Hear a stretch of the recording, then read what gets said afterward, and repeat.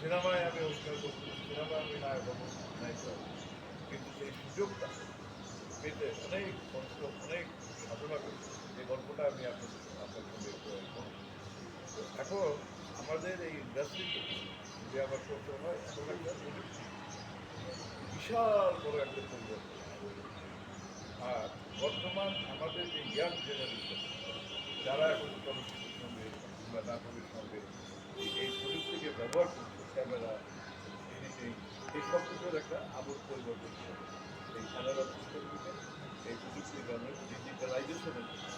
তো সেই ডিজিটালাইজেশনের সঙ্গে আমরা আগের জেনারেশন এবং বর্তমান এই যে ডিজিটালাইজেশন ও প্রযুক্তি, এটাকে আমরা ট্রানজিশনটাতে কানেক্ট করতে পারি, যে জন্য এখন সার্কিট ব্রেকার পড়ে গেছে। এই দুটোকে যতক্ষণ পর্যন্ত কানেক্ট করবে আপনার, ততক্ষণ পর্যন্ত আবার মেশিন চলবে না চলচ্চিত্র। তো সেই ক্ষেত্রে ইয়াং জেনারেশন যারা আছে, আমাদের যেরকম এফডিসি আছে, এফডিসিতে এখন ফিল্ম অ্যান্ড মিডিয়া বিভিন্ন ইউনিভার্সিটিতে করানো হচ্ছে। এখানে ফিল্মের একাডেমি দরকার, এখানে ট্রেনিং দরকার, এখানে ছেলেমেয়েরা অনেকেই উৎসাহী। একটা সময় আমাদের দেশে যে নিউজ হতো, মানে টেলিভিশন, সেই নিউজের কিন্তু সেরকম কোনো ভ্যালু ছিল না। এখন কিন্তু নিউজ